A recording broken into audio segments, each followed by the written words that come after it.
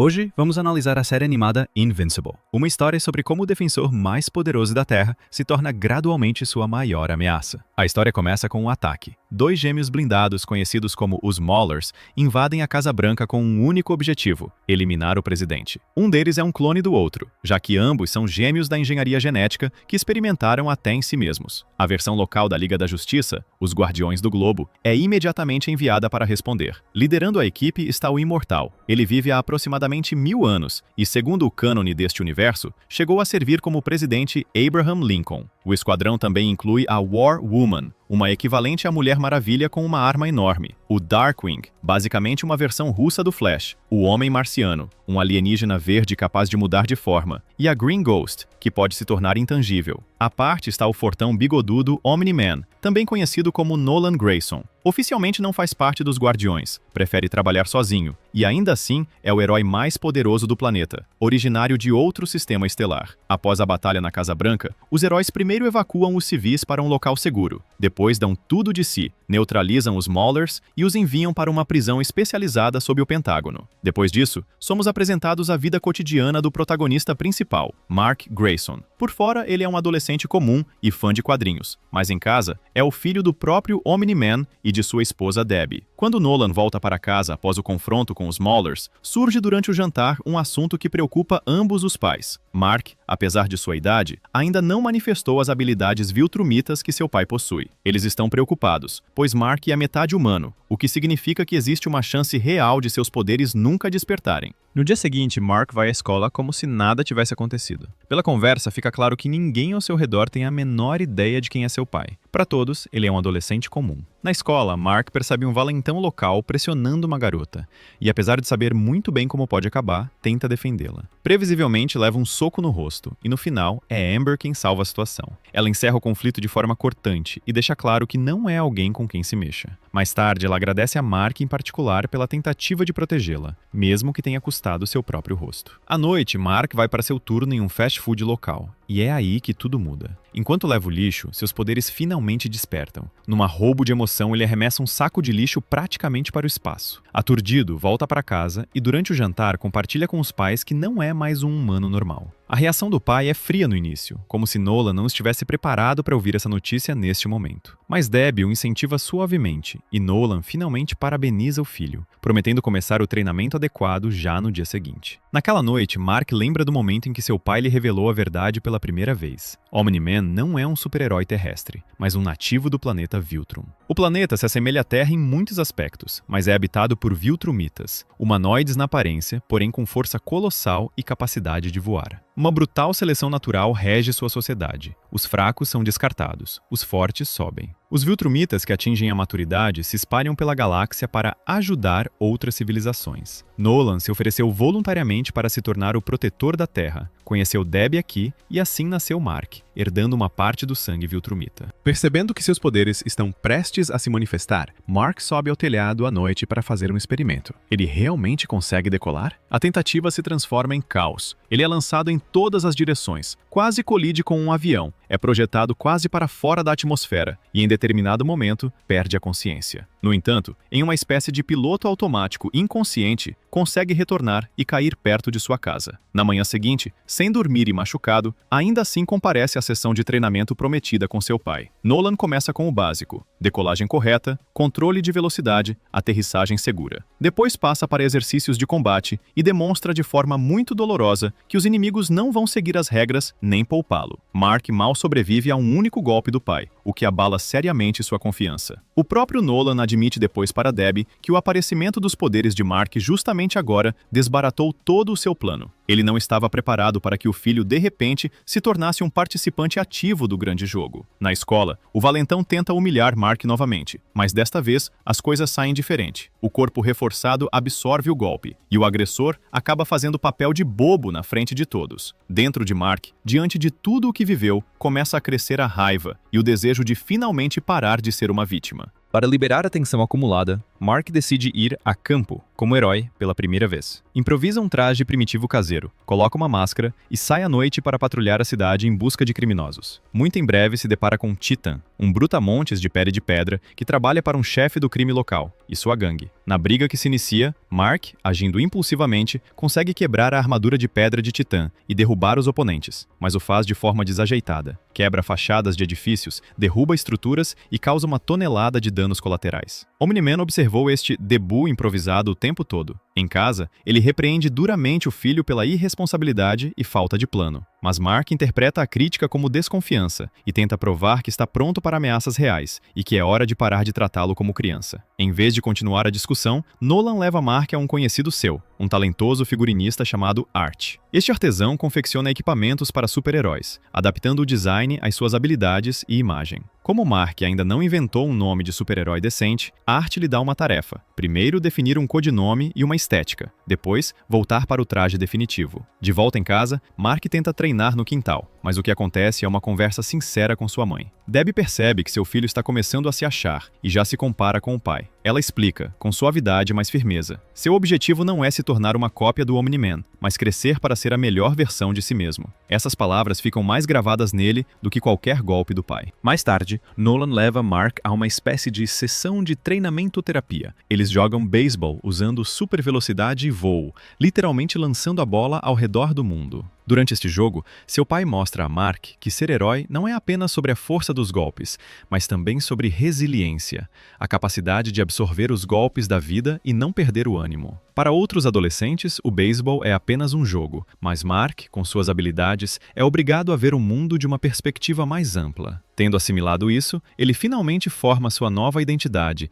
e escolhe um nome para si mesmo, Invincible. Para ele, o nome carrega não apenas poder físico, mas também a força interior que ele busca. Com seu novo nome, volta a ver Art e diz seu codinome. O alfaiate lhe confecciona um traje chamativo e reconhecível, que posteriormente se torna a imagem característica do herói. Logo depois, já com seu novo visual, Mark detecta explosões na cidade e decide intervir, entrando em combate com um vilão menor. Em uma linha narrativa paralela, os Guardiões recebem um sinal de emergência de seu quartel-general, se reúnem lá em pleno e descobrem que nenhum deles ativou o alarme. É uma armadilha. Em vez de um briefing de equipe, Omni-Man os aguarda. Nolan ataca os Guardiões sem aviso prévio. Tudo acontece tão rápido e tão brutalmente que muitos nem têm chance de entender o que está acontecendo. Red Rush é o primeiro a atacar, desencadeando uma série de golpes em super velocidade, mas não é suficiente. Omni-Man toma a iniciativa e literalmente o destrói. Ele rasga o Marciano, quebra o pescoço de War Woman, decapita Aquarius e finalmente perfura o peito do Imortal e o decapita. Apesar de seu poder monstruoso,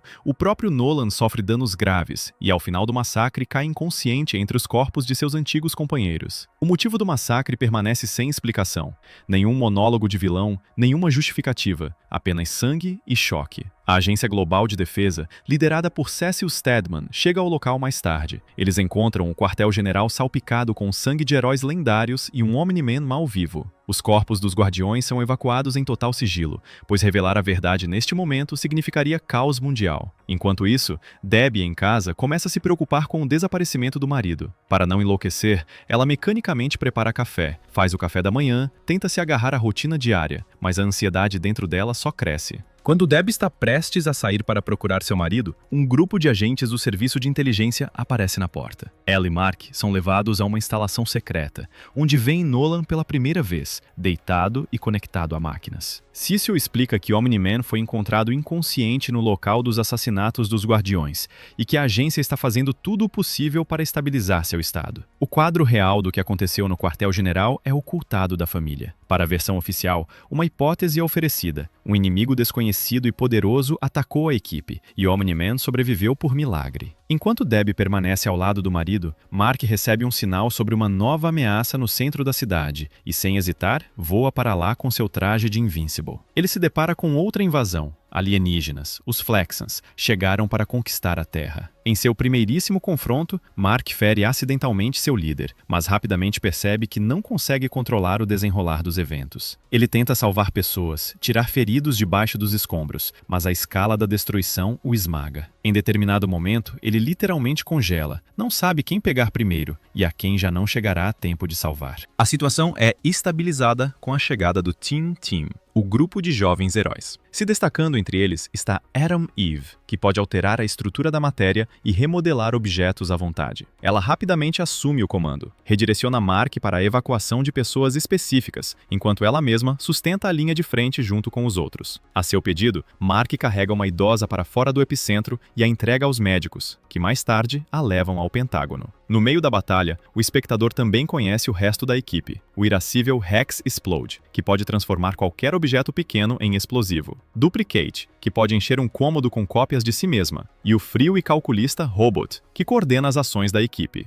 Apesar do esforço de todos, a batalha vai mal, e parece que a equipe não vai aguentar. Mas de repente, os alienígenas começam a envelhecer rapidamente e literalmente a se desfazer. Sua tecnologia falha, e os restos de seu exército fogem em pânico de volta pelos portais. Robot calcula depois o motivo. Os Flaxans experimentam o tempo de forma diferente, e na realidade terrestre, ele passa para eles muitas vezes mais rápido. Simplificando, eles envelheceram até a morte ali mesmo no campo de batalha. Mark, tendo acompanhado a idosa até os médicos, retorna ao pai em coma e admite: fez tudo o que estava ao seu alcance, mas se sente completamente impotente. No dia seguinte, Mark aparece na escola em péssimo estado e tenta agir como se tudo estivesse bem. Ele diz aos colegas que simplesmente se envolveu em uma briga ruim, omitindo a invasão alienígena e as centenas de pessoas que salvou. No corredor, ele avista Eve Wilkins e, pelo olhar, entende que ela é a mesma Atom Eve com quem lutou lado a lado. Ele se aproxima dela, agradece pela ajuda e pelo fato de que ela praticamente salvou sua vida com sua intervenção durante a batalha com os Flaxans. Eve descobre bastante rápido que o herói inexperiente no traje amarelo é Mark.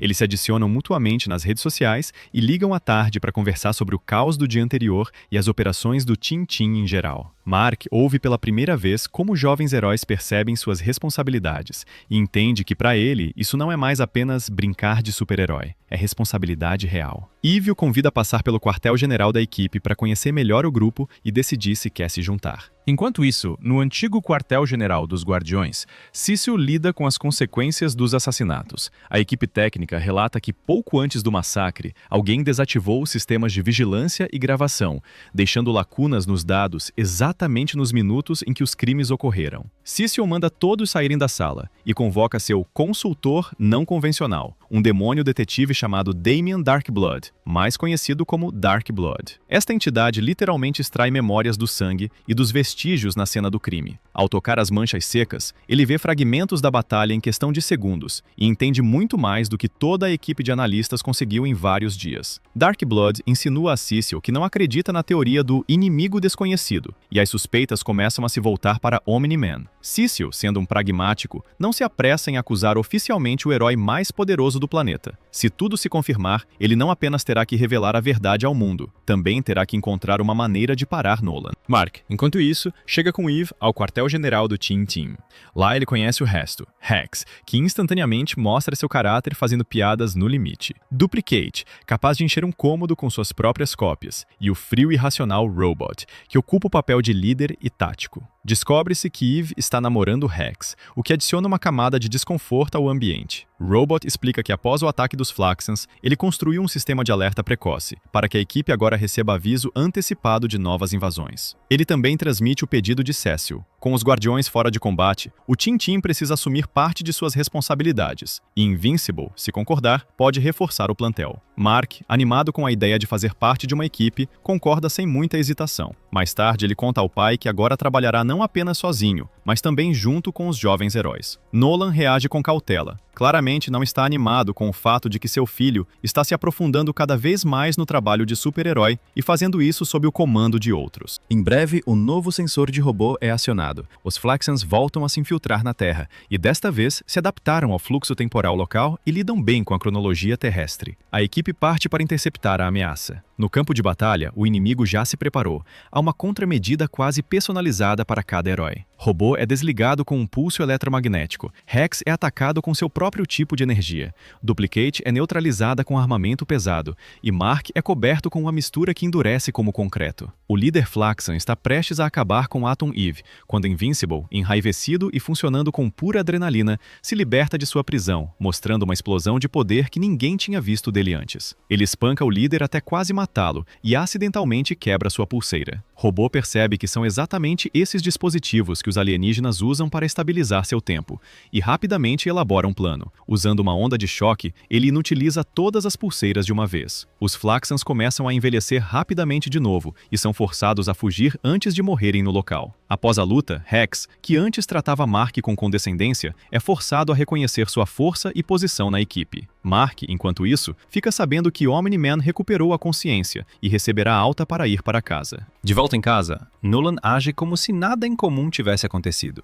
Ele retoma os treinos com Mark, mostrando-lhe como lidar com diferentes tipos de inimigos. Durante este tempo, Cecil e Darkblood continuam a investigação, e o demônio se torna cada vez mais vocal sobre sua convicção de que foi Omni-Man quem destruiu os Guardiões. Cecil, no entanto, ordena que ele fique quieto. Se os rumores se espalharem além de um círculo interno restrito, as consequências serão catastróficas. Darkblood vai além e aparece pessoalmente na casa dos Graysons para conversar com Debbie. Ele a empurra cuidadosamente em direção à ideia de que a história do ataque ao quartel-general dos Guardiões tem inconsistências demais. Debbie, que já vinha notando coisas estranhas no comportamento do marido, começa a duvidar ainda mais de tudo o que ele diz. O próprio Nolan, neste momento, também sente o cerco se fechando ao seu redor. Ele nota a vigilância, sente que está sendo seguido e avisa o demônio para se manter longe de sua família. Em paralelo, começa a se desenvolver a linha dos novos Guardiões. Após a morte da equipe antiga, Robot recebe oficialmente a oferta de liderar um novo plantel. Ele organiza um processo de seleção, submetendo os candidatos a testes de combate. Entre os candidatos, aparece Monster Girl, uma mulher que externamente parece uma adolescente, mas na verdade é adulta. Cada transformação em sua forma monstruosa a faz perder um pouco de idade. Durante as lutas, ela facilmente derruba Rex, que tentou causar boa impressão, mas só conseguiu irritá-la com suas piadas. Para evitar brutalidade desnecessária, Mark intervém, e como resultado, vários novos heróis passam a integrar a equipe. No entanto, a primeira reunião deixa claro que não há coesão em lugar nenhum. Ninguém gosta do cronograma de treino imposto, todos puxam em direções diferentes, e o esquadrão se parece mais com uma reunião de solitários talentosos do que com uma unidade de combate coordenada. Na frente, pessoal, as coisas também não vão bem para Mark. Seu melhor amigo o ajuda a se aproximar de Amber, passando informações sobre seus interesses e hábitos. Ainda assim, o papel principal é desempenhado pela própria franqueza de Mark. Ele é honesto, desajeitado, às vezes se atrasa, mas não tenta se passar pelo cara perfeito. Eles começam a estudar juntos para as provas, a passar tempo depois da escola, e entre eles, gradualmente se forma não apenas uma atração, mas também confiança real. Em uma dessas noites, enquanto Amber vai ao banheiro, Mark é inesperadamente interceptado por Cecil. Ele literalmente arranca o herói de sua vida pessoal e explica que um vilão poderoso apareceu no Monte Rushmore e que Omni-Man está atualmente ocupado com outra ameaça. Cecil pede ajuda a Mark e Atom Eve, pois não considera os novos Guardiões confiáveis o suficiente para missões deste nível. Mark, sem conseguir explicar direito nada para Amber, é forçado a largar tudo e voar. Mark e Eve vão ao Monte Rushmore e descobrem que a fonte da ameaça é o Doutor Sísmico, um cientista de visões radicais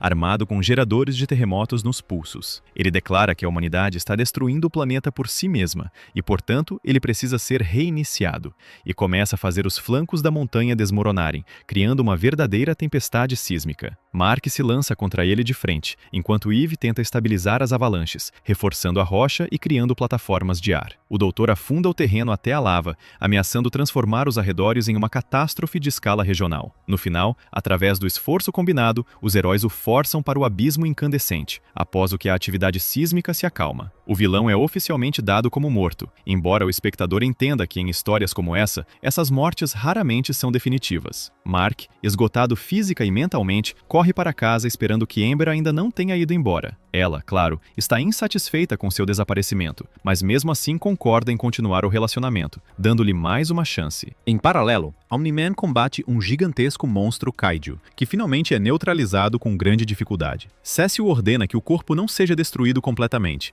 mas preservado para o futuro como um potencial ativo. Eve, ao retornar à base do Team Team, se depara com Rex, que tenta se desculpar por seu comportamento e infidelidade, esperando reconquistar o relacionamento. Mas depois de ver como ele se conduz tanto tanto na equipe quanto em sua vida pessoal, Eve se recusa definitivamente a recomeçar e vai embora. Em outro lugar, em uma prisão de segurança máxima, os Mauler Twins continuam trabalhando. Um deles está traçando um plano para escapar usando seus conhecimentos e recursos. Sua fuga recebe inesperadamente apoio externo, Robot, que por um lado lidera os novos guardiões, e por outro, executa seu próprio plano oculto, ajuda a organizar as condições perfeitas para que escapem. Um dos gêmeos se sacrifica para que o outro possa se libertar. Fica claro para o espectador. Robot tem interesse em suas mentes geniais e em sua capacidade de trabalhar com biomaterial, e obviamente não é para fins nobres. Enquanto isso, as suspeitas de Debbie sobre Nolan continuam crescendo. Após sua conversa com Darkblood, ela não consegue mais simplesmente ignorar as inconsistências. Ela encontra o velho caderno do demônio, estuda suas anotações e percebe que há evidências demais apontando para uma conexão entre o traje de Omni-Man e a morte dos Guardiões. Enquanto Mark está em um encontro e estudando, Debbie secretamente leva o traje do marido para Art, o mesmo alfaiate que confecciona os trajes dos super-heróis. Ele realiza uma análise e pouco depois confirma com horror. O traje de Nolan apresenta rastros de sangue e danos que claramente pertencem aos Guardiões, e pela natureza dos danos, é evidente que Omni-Man foi o agressor. Para Debbie, este é o momento em que a ilusão do herói perfeito desmorona definitivamente. Ela entende que seu marido não está apenas escondendo algo, ele muito provavelmente assassinou deliberadamente seus próprios aliados. Ainda assim, ela não se apressa em compartilhar isso com Mark ou com mais ninguém.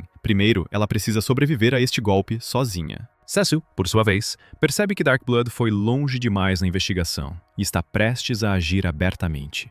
Para evitar que o demônio provoque um conflito incontrolável, ele realiza um ritual especial e efetivamente bane Darkblood de volta à sua dimensão infernal, removendo-o temporariamente do tabuleiro. Isso não resolve o problema do Omni-Man, mas dá à agência tempo para se preparar. Ao mesmo tempo, Robot transfere os novos guardiões para a base da equipe antiga. Cecil deixa uma mancha de sangue dos heróis caídos na parede como um sombrio lembrete.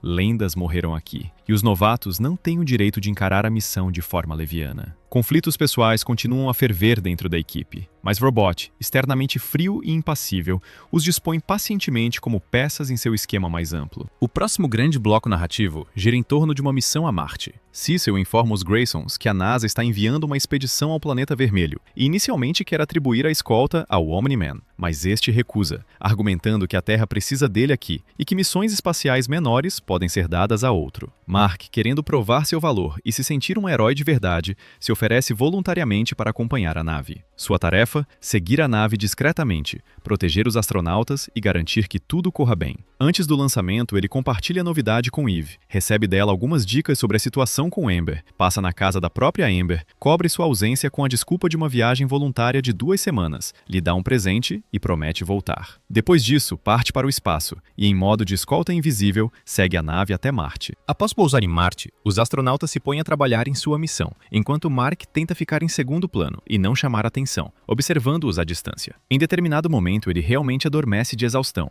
e quando acorda, os cosmonautas sumiram. Na superfície, só restam pegadas levando a túneis subterrâneos. Mark desce e descobre um mundo inteiro de marcianos, os habitantes nativos do planeta, que vivem em segredo e consideram os humanos uma ameaça potencial. Seu governante explica que no planeta existe uma raça de parasitas, os Sequids, que ao entrar na mente de um humano, transformam o hospedeiro em parte de um superorganismo coletivo. Para os marcianos, eles são menos perigosos, mas se os Sequids tomarem conta de pelo menos um humano, a humanidade poderia no futuro se tornar um exército sem rosto. É por isso que os marcianos querem eliminar a expedição. Mark não pode concordar em matar pessoas, e demonstrando feitos admiráveis de improvisação, organiza a fuga dos astronautas de volta para a nave. No caos, ele comete um erro. Um dos membros da expedição acaba sendo substituído por um marciano, enquanto o humano real fica entre os nativos. A nave parte, e com ela um alienígena disfarçado retorna à Terra, lançando as bases para problemas futuros. Quando Mark retorna para casa, encontra seus pais tentando representar o papel de uma família normal, mas a tensão já paira no ar. Ele vai ver Amber, lhe dá uma lembrança de Marte e tenta compensar seu desaparecimento repentino. Enquanto isso, Cecil, tendo concluído a fase da missão em Marte, dá um passo importante. Pública e oficialmente, continua a retratar Omni-Man como herói, mas, dentro do sistema, começa a construir uma linha de defesa caso Nolan se revele um inimigo. Robot, enquanto isso, continua seu plano com os gêmeos. Com a ajuda deles, prepara um novo corpo humano para si mesmo. Usa biomaterial roubado e o sangue de Rex para formar o recipiente ideal para a transferência de sua própria consciência. Tudo isso se desdobra como uma trama paralela quase cyberpunk, em que uma inteligência artificial anseia por adquirir carne. No relacionamento de Mark e Amber, uma crise se aproxima. Atrasos constantes, desaparecimentos e meias-verdades corroem a confiança. Mark está dividido entre querer ser o herói perfeito e um cara normal, mas ainda não sabe como combinar esses papéis. E é exatamente nessa fissura que a temporada começa a se preparar para seu conflito central, a conversa entre pai e filho que vai partir o mundo inteiro em um antes e um depois. Enquanto isso, na cidade, outra história ganha força: a linha do Titã. Este brutamontes de pele de pedra trabalha para um chefe do crime apelidado de Machine Head, pagando uma velha dívida. Ele extorque dinheiro, destrói negócios rivais e protege os interesses do chefe, embora há muito tempo despreze a vida em que se meteu. Vemos Titã voltar para casa após mais um trabalho sujo e conversar com sua filha. Nessas cenas breves, fica claro que ele não é um monstro, é um pai que quer tirar seu filho da pobreza e do crime. Ao ver Invincible nas notícias,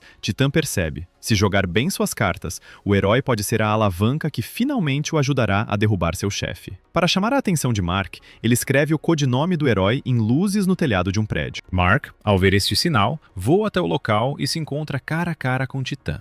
Em vez de uma briga, este lhe propõe um acordo: ajudá-lo a eliminar o rei do crime que mantém bairros inteiros vivendo com medo. E em troca, a cidade ficará um pouco mais limpa e as pessoas comuns um pouco mais livres. A reação de Mark é ambivalente. Por um lado, ele está acostumado a ver criminosos como alvos, não como parceiros. Por outro, Titã mostra o quadro real: casas incendiadas pelo seguro, armadilhas, a dependência de um bairro inteiro de um chefe que controla negócios ilegais e não tem pudor em causar vítimas civis. A conversa com Titã toca algo importante em Mark. Pela primeira vez, ele se depara com uma zona cinzenta, onde um vilão pode dizer coisas que soam lógicas. Mark promete pensar a respeito e volta para casa completamente confuso. No jantar, ele traz o assunto com seus pais. Seu pai é categórico: colaborar com criminosos é o caminho para o desastre, e os bandidos sempre usam os heróis para seus próprios fins. Ele diz isso com dureza, sem deixar espaço para dúvidas. Sua mãe, porém, vê as coisas de outra forma. Após tudo o que aconteceu recentemente, ela mesma já não consegue confiar plenamente em Nolan, e vê que Mark genuinamente quer ajudar as pessoas comuns. Ela não dá sua bênção direta, mas sugere que ele decida por si mesmo, pesando os riscos. Internamente, ela já sabe, neste momento, que seu marido está ocultando uma verdade monstruosa, e em parte por isso, suas palavras saem mais suaves. Mark luta com a decisão até o amanhecer, mas lembrando do bairro que viu com Titã e da reação de seu pai, no final escolhe: ele vai ajudar o homem de pele de pedra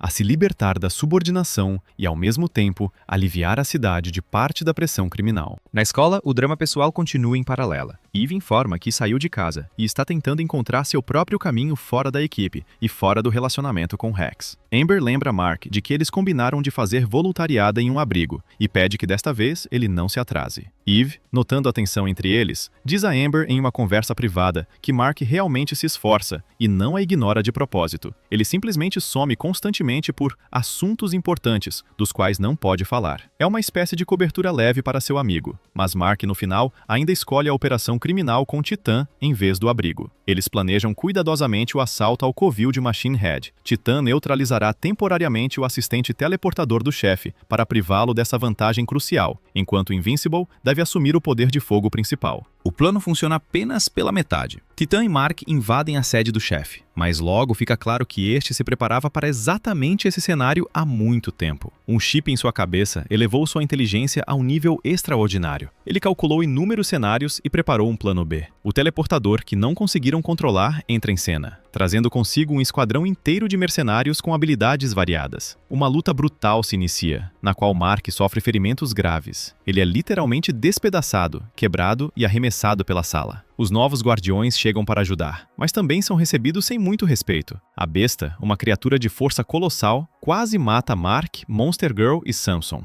Em determinado momento, a besta simplesmente se entedia com os oponentes indignos e abandona o campo de batalha. Com um segundo fôlego, a equipe finalmente acaba com os mercenários e neutraliza o chefe. Mas o preço físico para os heróis é enorme. Mark é um saco de ossos quebrados. Samson está à beira da morte, e Monster Girl perde suas forças e mal recobra a consciência. Enquanto médicos e técnicos arrancam os heróis das garras da morte, um detalhe importante vem à tona. O assistente teleportador trabalhava para Titã o tempo todo, e tudo o que aconteceu foi parte de seu plano. No final, é o próprio Titã quem ocupa a cadeira do ex-chefe, tornando-se o novo chefão do bairro. Ele promete que usará o poder de forma diferente, que trará ordem e eliminará a brutalidade aberta. Mas na prática, simplesmente repinta a pirâmide criminal com suas próprias cores. Mark, mal consciente, sente uma amarga realização. Ele não ajudou a destruir o sistema, apenas a trocar quem está no topo. Enquanto isso, Cecil aproveita o momento e retira sangue dele. As amostras são necessárias para entender como as células viltrumitas funcionam e o que distingue Omni-Man dos humanos comuns. Eve, ao saber da situação de Mark, voa para o hospital e se torna para ele uma espécie de amortecedor moral. Ela explica que disse a Amber que Mark foi atropelado por um ônibus, cobrindo sua ausência no evento beneficente. Graças a isso, Amber não encerra o relacionamento definitivamente, mas a fissura na confiança fica ainda mais profunda. O próprio Mark se culpa por ter arrastado seus amigos para uma operação mortalmente perigosa e quase enviado vários deles para a cova. Robô, observando as consequências, vai se aproximando cada vez mais de Monster Girl, demonstrando uma sensibilidade e cuidado inesperados. Samson, que passa algum tempo entre a vida e a morte, experimenta um estranho impulso. Após uma poderosa descarga elétrica, seu corpo parece reiniciar, e parte da força que havia perdido há muito tempo retorna. Em paralelo, os gêmeos cumprem o encargo de Robot. Constroem para ele um novo corpo. Usando biotecnologia avançada e o sangue de Rex, eles cultivam um corpo humano jovem com parâmetros físicos aprimorados. Robot planeja transferir sua consciência para ele, para deixar de ser apenas um observador mecânico e experimentar a vida real. Os gêmeos naturalmente tentam inserir na construção seus próprios mecanismos de controle ocultos, mas Robot antecipa esse passo e incorpora contramedidas de antemão. Quando a transferência de consciência é bem sucedida, Robot em seu novo corpo, efetivamente uma versão adolescente de Rex, mas com uma personalidade diferente e a experiência de uma inteligência artificial, anuncia que o acordo está concluído e, conforme o plano, faz com que os gêmeos sejam devolvidos à prisão. Estes, claro, não pretendem se render facilmente, e entre eles e os sistemas de segurança se desenvolve uma impressionante sequência de fuga e captura. No final, os gêmeos acabam novamente nas mãos das autoridades, mas o espectador entende perfeitamente. Um talento como o deles não fica muito tempo atrás das grades. Após analisar o traje de Omni-Man, Art confirma a Debbie sem qualquer dúvida. Os rastros de sangue e os danos pertencem aos Guardiões. E pela natureza dos golpes, fica evidente que Nolan foi o agressor. Para ela, este é o ponto sem retorno. Ela volta para casa já sabendo a verdade, mas sem entender como viver com ela. Quando Nolan chega, entre eles começa uma conversa pesada. Debbie lhe pergunta diretamente o que aconteceu no quartel-general dos Guardiões. Nolan primeiro tenta esquivar da resposta, repetindo a história do ataque externo, mas ela o encurrala com fatos. O traje, o sangue, a coincidência dos ferimentos. Em determinado momento, ele para de fingir e reconhece que fez o que fez, sem qualquer tentativa de se justificar. Ele pede que ela simplesmente confie nele, promete explicar tudo mais tarde, insiste que tinha um motivo. Mas para Debbie, isso não é mais suficiente. A pessoa com quem ela viveu por anos se revela o assassino a sangue frio de seus próprios aliados. Ela o expulsa de casa e tenta ligar para Mark para avisá-lo, mas seu telefone está quebrado após as recentes batalhas. Cecil, enquanto isso, conclui seus preparativos. Ele não se faz mais de ilusões e reconhece internamente dentro da agência. Omni-Man não é apenas uma ameaça potencial, ele já é uma ameaça real. Debbie é levada a uma instalação segura, onde Cecil revela o que esteve ocultando por tanto tempo. Ele sabia do envolvimento de Nolan na morte dos Guardiões,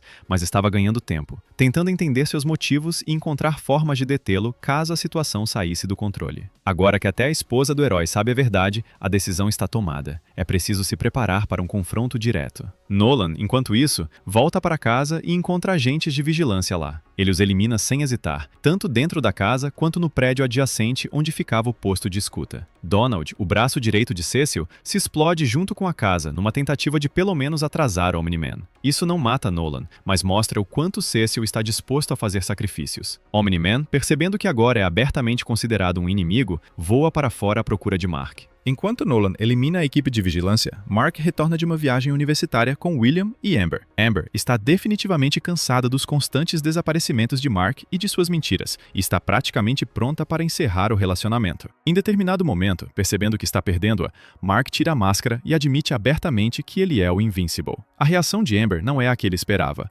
Ela diz que desconfiava há muito tempo, mas o problema não é que ele seja um herói, é que ele simplesmente não sabe como ser honesto ou avisar com antecedência. Ela decide se separar mesmo assim, pelo menos por enquanto, para digerir tudo o que aconteceu. William, ao contrário dela, fica genuinamente chocado com a confirmação de suas suspeitas, mas aceita as novas informações com bastante rapidez e permanece do lado de seu amigo. Cecil tenta ganhar tempo. Ele se teleporta diretamente para onde Nolan está no ar, para detê-lo com uma conversa e impedi-lo de chegar rapidamente a Mark.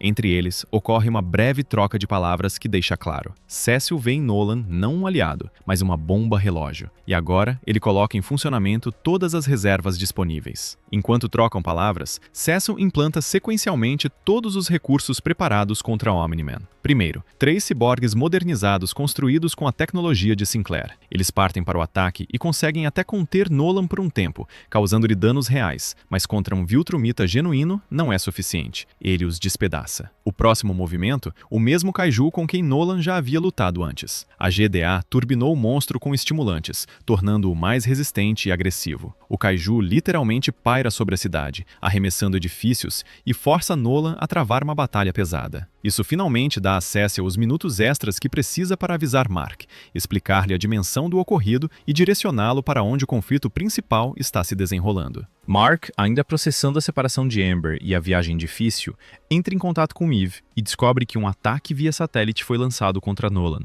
e que algo estranho está acontecendo na cidade. Ele voa para o local onde Omni-Man neste momento já está combatendo o Kaiju, mal contendo o monstro. Quando Mark se junta à luta, eles conseguem derrubar a criatura juntos, mas neste momento, o Imortal entra em cena, ressuscitado anteriormente pelos gêmeos. Ele se lembra de como Omni-Man o matou e a toda a equipe, e agora, ao ver Nolan, descarrega toda a sua fúria sobre ele. O Imortal grita ao vivo na televisão que Omni-Man é um assassino e o ataca sem lhe dar um segundo para oferecer uma explicação. A cena é transmitida para o mundo inteiro. Câmeras de notícias e drones filmam 2 super-humanos lutando no céu. Nolan acaba rasgando o Imortal ao meio novamente, desta vez bem na frente de Mark e de bilhões de espectadores. Para o filho é um choque. Ele presencia não apenas o assassinato de um colega de equipe, mas a fria e absoluta determinação com que seu pai o faz. Após a morte do Imortal, o ar congela. Mark, suspenso no céu em frente ao pai, exige explicações.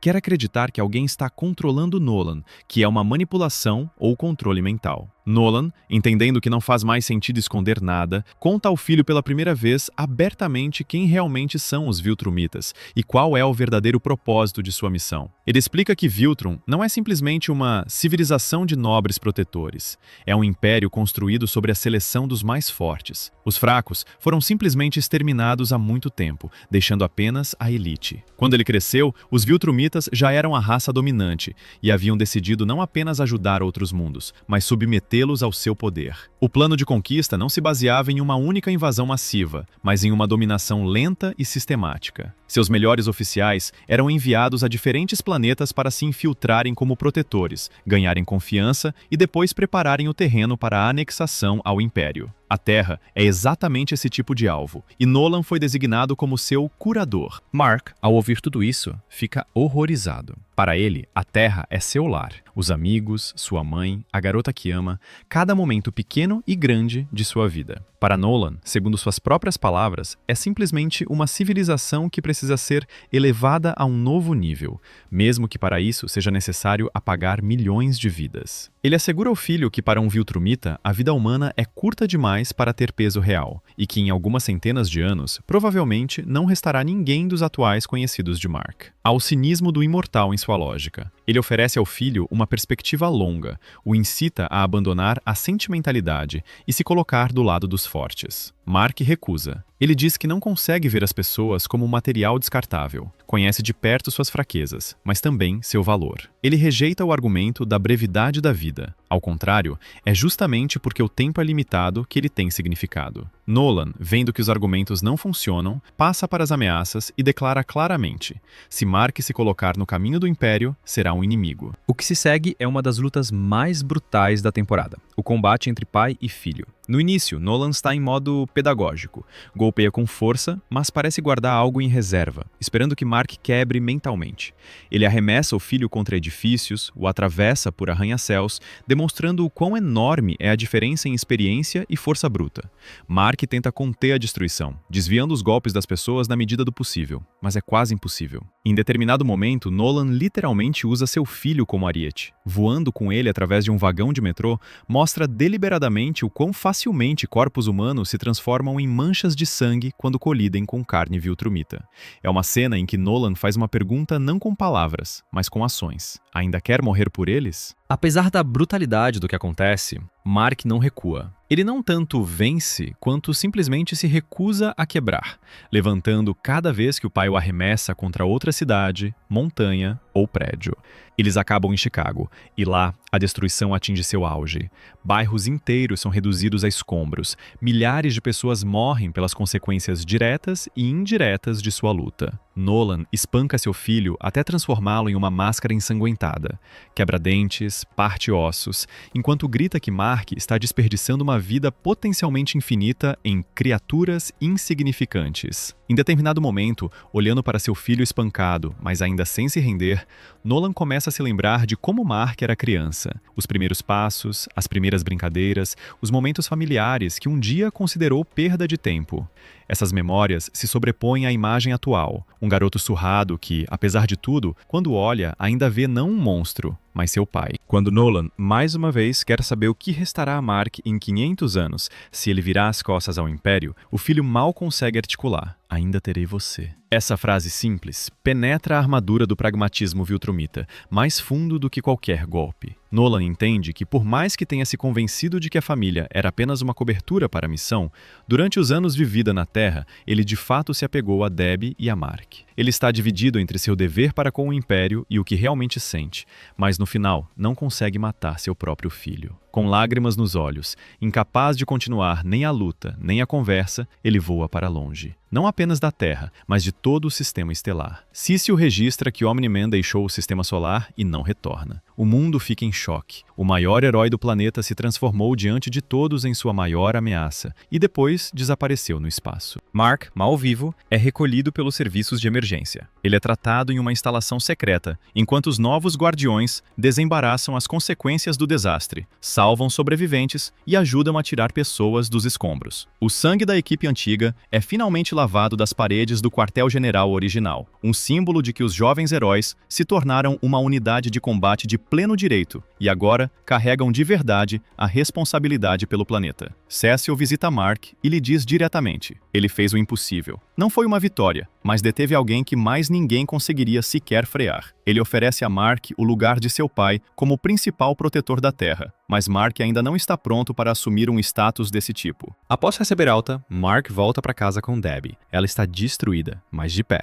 e entre eles se desenvolve uma conversa tranquila e muito humana, sem teatralidade. Ambos perderam um marido e um pai, mas ainda têm um ao outro. Amber, tendo ouvido tudo o que aconteceu, também vem ver Mark. Ela entende a dimensão do que ele atravessou e gentilmente deixa claro que está disposta a dar outra chance a eles, se ele aprender a ser honesto com ela. Eve oferece a Mark continuar seu trabalho como herói no formato que lhe for mais confortável, sozinho, em equipe, como parte dos Guardiões ou sem eles. As cenas finais da temporada mostram Mark suspenso no céu sobre a Terra, olhando para o planeta com olhos diferentes dos de antes. Sua vida foi destruída e ao mesmo tempo reconstruída. As velhas ilusões se foram, mas em seu lugar está a compreensão de que agora ele não é apenas um cara com um traje. Ele é o único viltrumita na Terra que escolheu as pessoas em vez do Império. Em algum lugar distante no espaço, Omni-Man continua voando, e a única pergunta que resta é se ele algum dia voltará, e se voltar, de que lado estará o seu filho.